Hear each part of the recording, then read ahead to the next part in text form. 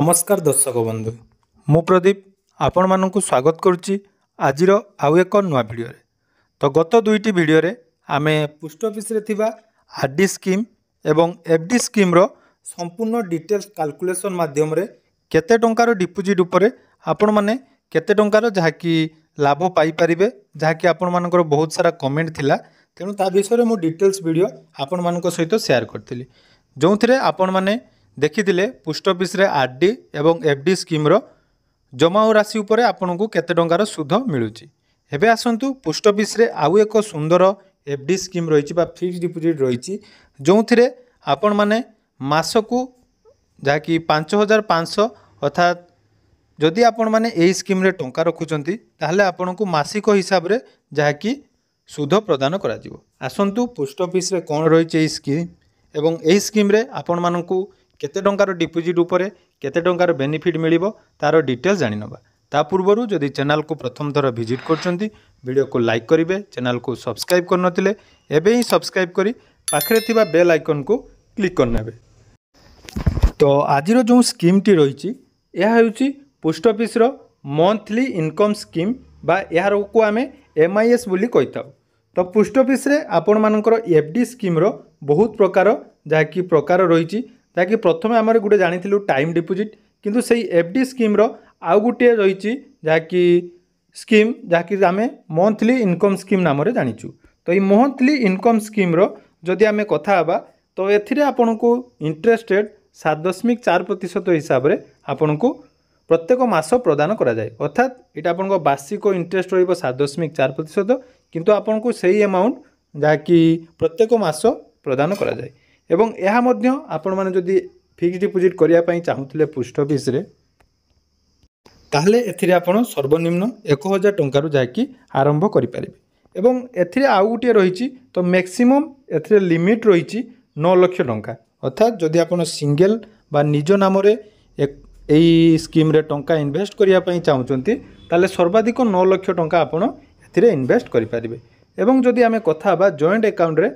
सर्वाधिक आपण 15 लाख टंका पर्यंत जहाँकि फिक्स डिपोजिट रखिपारे अर्थात यह आपणकर एककालीन जमा रहिबो जेमिति आपण टीडी करूचंती बा टाइम डिपोजिट करूचंती यह मध्य आपण मानक पई एक प्रकार फिक्स डिपोजिट। एबे आसंतु जानि नबा एही अकाउंट को माने खुली पारिबे। तो एही अकाउंट खुलिया पई हेले सेमिति आपणकर सिंगल अडल्ट अर्थात 18 वर्ष रो आपणक बयस ऊर्ध्व होइतबा दरकार। तो आपण माने चाहिले मध्य एथिरे जॉइंट अकाउंट करि पारिबे जोंथिरे आपण 15 लाख टंका पर्यंत इन्वेस्ट करि पारिबे। आउ जहाँकि रहिछि जने गार्डियन तांकर पिलांको नाम रे मध्य एही अकाउंट चाहिले आपण माने खोली पारिबे। एबे देखंतु एथिरे जो डिपोजिट रो अमाउंट रहिबो सर्वनिम्न अकाउंट खोलिया पई आपण मानकु 1000 टंका रु आरंभ करिया पई पड़िबो। तो 1000 टंका रु आरंभ करी सर्वाधिक 9 लाख एवं 15 लाख जॉइंट अकाउंट रे आपण माने पोस्ट ऑफिस रो एही स्कीम रे टंका रखि पारिबे। या छड़ा जदि आमे कथा हबा जदि आपण जॉइंट अकाउंट खोलुचंती तो आपणकर सेही अकाउंट रे जाकि परसेंटेज ऑफ शेयर रहिबो 50% अर्थात दुई जनक नाम रे करूथिले आपण 50% जाकि पाई परिबे। एवं देखंतु एथिरे आपणको इंडिविजुअल को पई लिमिट 9 लाख रहिछि एवं इंटरेस्ट रेट आपणकर जाकि रहिछि। तो इंटरेस्ट रेट आमे जदि कथा हबा तो एथिरे आपण वन टाइम इन्वेस्ट कला परे पर मंथ आपणको एथिरे जाकि टंका मिलिबो अर्थात आपणको जमा राशि उपरे प्रत्येक मास आपणको एथिरे सुध प्रदान करा जिवो एवं सेही सुध आपणकर पोस्ट ऑफिस रे थिबा पीओएसबी अकाउंट रे आपण माने रखि परिबे। या छडा देखंतु एथिरे आपणकर मध्य रहिछि टैक्सेबल एडा रहिछि आपणको एथिरे टैक्स मध्य लागिबो जाकि एडारे मेंशन करा जायछि एवं प्रीमेच्योर क्लोज रो व्यवस्था रहिछि। जदि आपण 5 वर्ष पूर्वरु ए अकाउंट को बंद करिया पई चाहुचंती ताले आपण माने याकू बंद करि परिबे। तो देखंतु 1 वर्ष पर्यंत आपको एथिरे टंका उठेबार व्यवस्था नहीं। जदि 1 वर्ष पर बा 3 वर्ष 1 वर्ष रु 3 वर्ष भितर आपण एथिरे टंका को उठेबा पई चाहुचंती ताले टोटल इंटरेस्ट रो आपनको 2% जाकि कमी जिवो। जदि 3 रु 5 वर्ष मध्यरे आपण टंका कोनोसी कारण रु उठेबा पई चाहुचंती ताले आपण माने एथिरु टंका उठेई परिबे एवं आपनकर सुध जाकि रहिबो ता 1% कमी जिवो।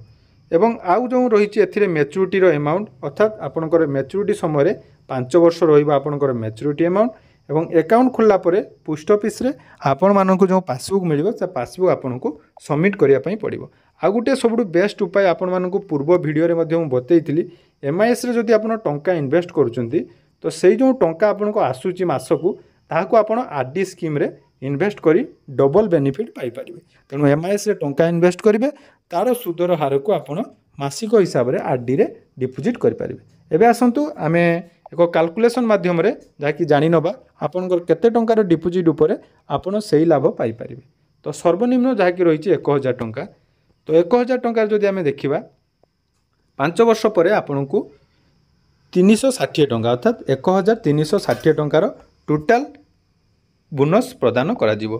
तो सेही परी जदि आपण एही स्कीम रे 5000 टंका रखुचंती तो 5000 टंका ऊपर आपण माने 5 वर्ष रे 6860 टंका अर्थात 1860 टंकार आपणकर इंटरेस्ट रहिबो। एवं मासिक इंटरेस्ट हिसाब रे एक जदि बड़ धरणर आपण डिपोजिट करिया पई चाहुचंती बा 1 लाख टंका जदि आपण एही स्कीम रे रखिया पई चाहुचंती ताले देखंतु मासको आपनको 617 टंका जायकि सुद प्रदान करा जिवो। एवं 5 वर्ष परे आपणकर सुदर अमाउंट रहिबो 37020 टंका। तो ये मासको जो आपणकर 617 टंका आसुची सेही टंका को आपण आरडी स्कीम रे इन्वेस्ट करी डबल बेनिफिट पाई परिबे। तो सर्वाधिक जाकि रहिछि 9 लाख टंका।